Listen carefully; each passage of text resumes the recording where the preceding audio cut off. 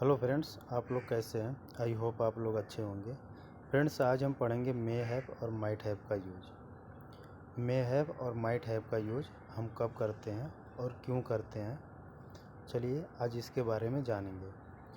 To guess the possibility of any action in the past. Okay, अतीत में किसी कार्य के संभावना का अनुमान लगाने के लिए। जब हमें अतीत में किसी कार्य का संभावना को गेस करना हो, अनुमान लगाना हो, तो हम मे हैव और माइट हैव का यूज करते हैं।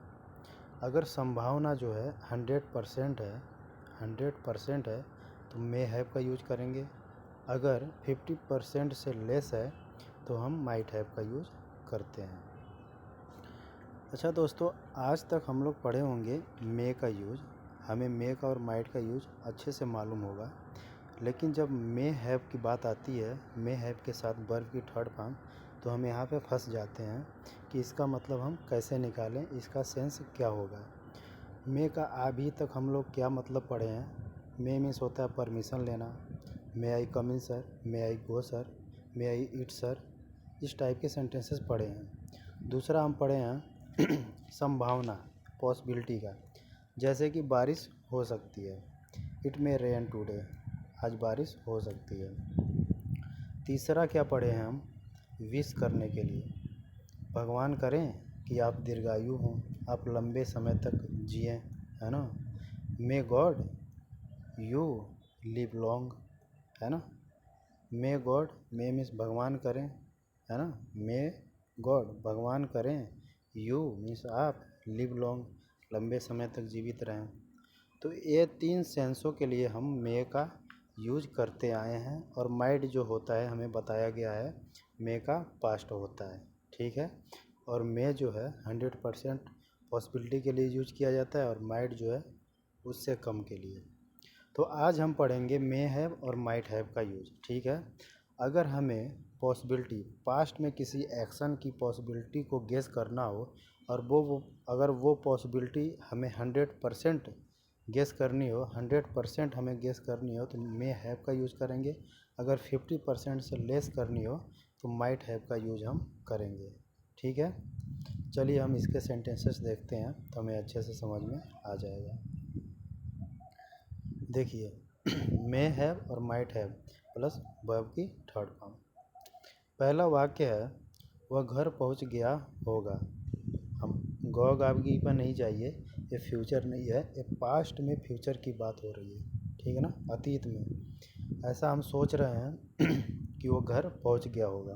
किसी ने कहा कि अरे वो राहुल घर पहुंच गया होगा कि नहीं, बारिश बहुत तेज़ होने लगी। तो दूसरा आदमी बोल रहा कि वह घर पहुंच गया होगा, है ना। हम संभावना को गेस कर रहे हैं, यानी पास्ट में, अतीत में किसी कार्य के संभावना को हमने गेस करना है, ठीक है। तो हम गेस क्या कर रहे हैं, वह घर पहुंच गया होगा। या इसी वाक्य को हम दूसरे तरीके से बोल सकते हैं, हो सकता है वह घर पहुंच गया होगा। इसमें पॉसिबिलिटी क्या है, कम हो जाएगी। लेकिन आप लोगों को पॉसिबिलिटी हिंदी के सेंटेंस के अनुसार नहीं गेस करनी है, अनुमान इससे हम नहीं लगा सकते हैं। ये जो है बोलने वाले के ऊपर डिपेंड करता है, it's depend up to speaker, ठीक ना। जिसको ये बात बोलनी है, जिस इंसान को ये सेंटेंस बोलना है, वो उस पर डिपेंड करता है कि वो कौन सी पॉसिबिलिटी में बोलना चाहता है। मे हैव का यूज अगर करके वो बोलेगा तो 100% पॉसिबिलिटी के साथ बोल रहा हो। अगर माइट हैव का यूज करेगा तो आप समझ जाइए कि वो 50 से लेस है, पॉसिबिलिटी जो है 50% से लेस परसेंटेज है। तो दोस्तों देखिए, पहला वाक्य है वह घर पहुंच गया होगा, या हो सकता है वो घर पहुंच गया होगा। He may have reached the home, he might have reached the home. Okay, दूसरा वाक्य देखें हिंदी का, वह सो गई होगी, या दूसरा तरीका, हो सकता है वह सो गई होगी। दोनों सेंटेंस एक ही है, वह सो गई होगी, हो सकता है वो सो गई होगी, ठीक ना। अब ये बोलने वाले के ऊपर डिपेंड करता है कि वो माइट लगाएगा या मे लगाएगा। और समझने वाला केवल मे और माइट से अपना वो समझ जाएगा कि इसमें ये 100% है या 50% से लेस है। अगर वो माइट का यूज़ करेगा तो 50 से लेस है, अगर मे का यूज़ करेगा तो वो 100% गेस कर रहा, संभावना 100% है।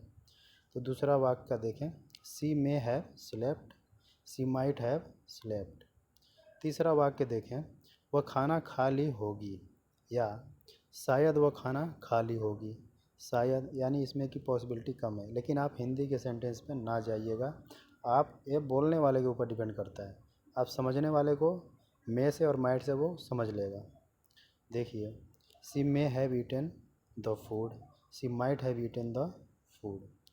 तो ये थे मे हैव और माइट हैव के यूजेज वर्ब की थर्ड फॉर्म के साथ, यानी कि मे हैव और माइट हैव वर्ब की थर्ड फॉर्म, उसके बाद ऑब्जेक्ट आए, तो इसके यूजेज थे ये। आई होप आप लोगों को समझ में आ गया होगा। अब नेक्स्ट देखते हैं इसका यूज। देखिए, मे हैव और माइट हैव यानी किसी के पास कुछ होना है ना, ऐसा हमें संभावना है, संभावना को गेस करना है। तो सब्जेक्ट मे हैव या might have plus object.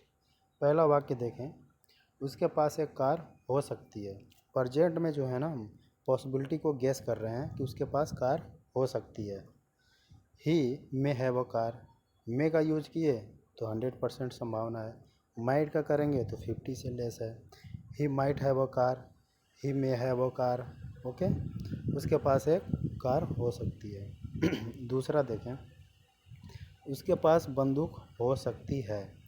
He may have the gun, he might have the gun, उसके पास बंदूक हो सकती है।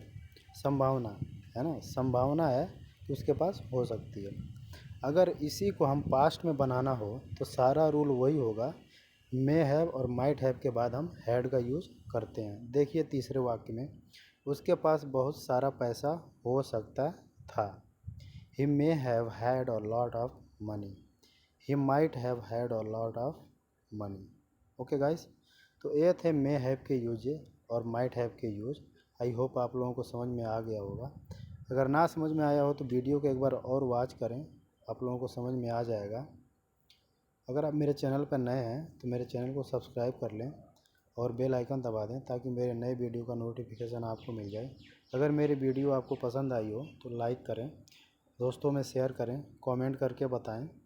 Till then thank you and take care.